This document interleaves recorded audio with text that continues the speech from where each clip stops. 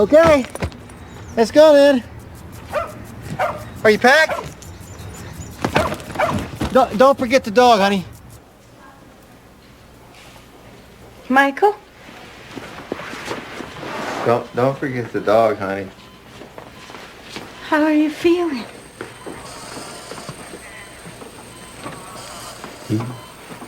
He's not in the car, is he? Why is he talking about a dog? What dog? We had a dog in Boulder.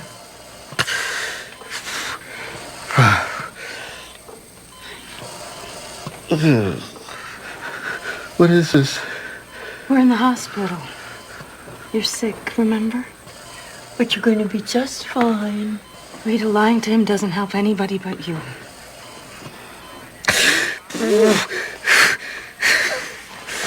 Stop it. Nurse! It's okay to let go. Nurse! I'm gonna beat it. But maybe you can't. You don't have to. Why would you say that? I don't want you to be scared. I don't want to die. I'm not gonna die. It's just your body. It's not you. That's bullshit, Eileen. Excuse me. Here you go. We're going to increase your morphine, all right, Mr. Piper?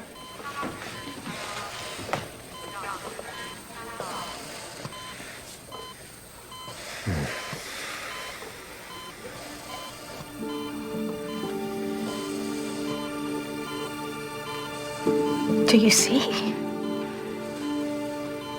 Rita. Above his head. The light. Oh, he's a good boy. He's a good boy. Oh.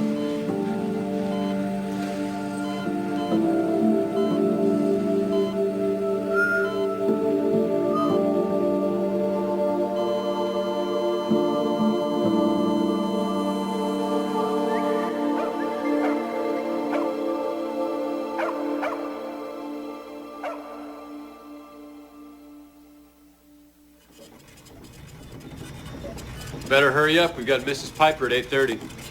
Yeah, I'll be right there. What you doing, Dave? Downloading some pics from mansluts.com? Living with AVM. Great, Dave. Thanks. I just thought we should have all the information. Well, I have all the information. I don't think you do. If you don't get this treated, you could have seizures with muscular twitching, loss of verbal skills. You could even have some kind of hemorrhage at some point. Or I could be in the wrong airplane at some point, or so could you. All right, come on.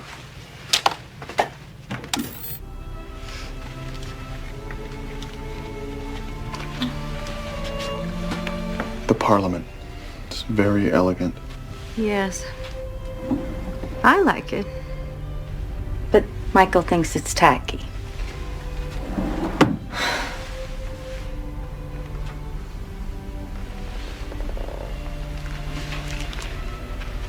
That's the Cleveland. It's a more affordable choice, but as you can see, it's not quite as gracious. Really? No, but it's just so sort of self-effacing. But why? Mrs. Piper? I'm sorry. Can you excuse me for a moment? I can't carry on two conversations at once. It's exactly like that horrible IKEA couch your mother bought us.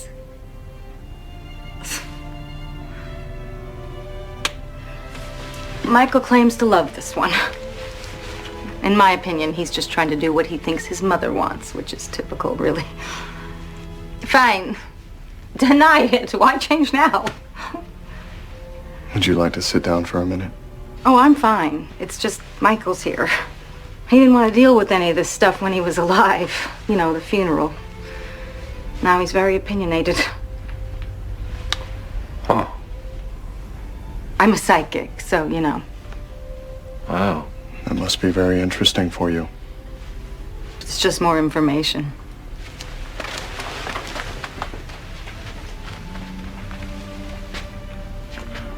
This room has a lot of pain in it. Well, yes.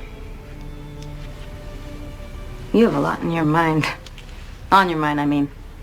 Don't you? Yeah, I guess so. Don't worry. It's okay. All right? It's all gonna be okay.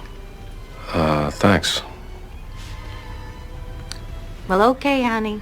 If it's what you want, it's your funeral.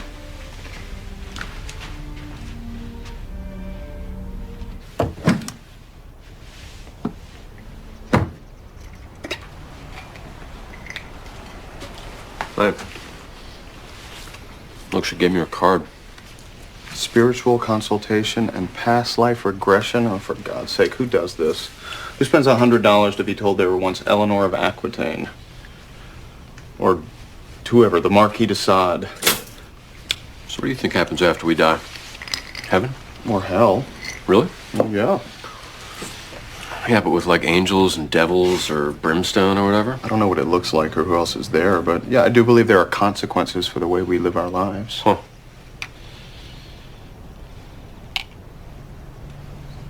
You know, sometimes I kind of feel like Dad's around. Do you ever? Nope.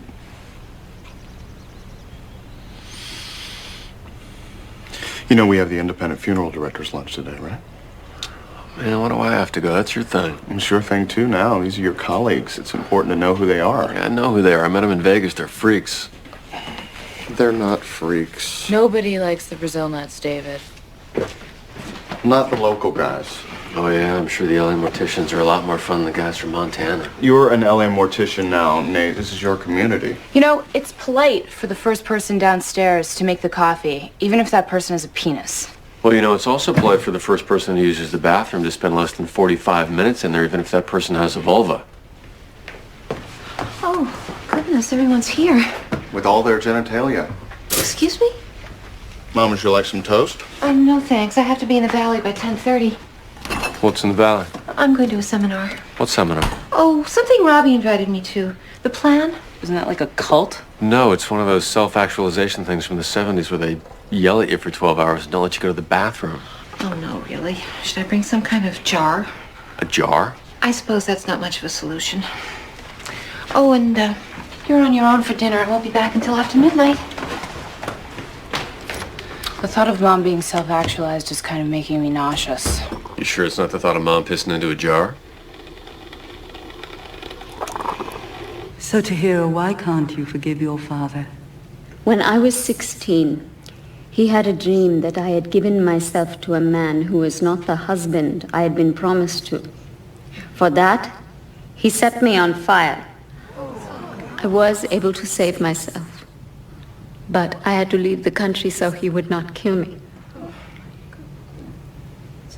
And always, I will have the scars from this. That's horrible. Truly horrible. How could he do this to me? But as long as you hold on to that anger toward your father, you will be on fire. You may have left the country, but you are still living in the same house. And in that house, there is a room that is still burning. Who lives in this room? I do. Your father is still living in this room. So you never invite anyone in, and you go through life alone. You must open that door. Put out the flames. You must invite your father to come visit you. But he won't even speak to me. That is your old blueprint.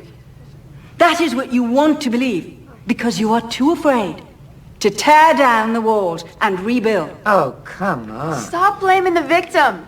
All right, who here thinks I'm being unfair? Be honest.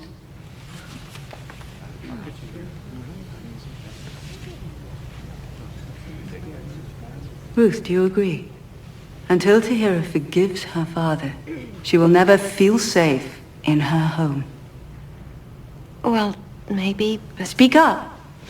We all paid to hear you. Why don't you stand? Her father did such a terrible thing. I don't see why she has to have him as a house guest. If you don't agree with me, why didn't you raise your hand? I was just trying to understand your point. Or do you think that your opinion doesn't matter? That perhaps you are just a guest here? Are you a guest in your own house, Ruth? I don't think so. Yes. She tiptoes around herself like she's afraid of waking someone up. The only person sleeping in your house is you. Well, I do have 3 children. See, she's not even listening. Ruth, you have to get out of bed. Open the windows and let some light into your house so that you can see the way things are. Then, and only then, can you begin renovating your life. So, Tahira, are you ready to renovate? Yes, I think so. So when you call your father, what will you say first? Hello? Sorry, my beaker exploded. It's okay. Catch your breath.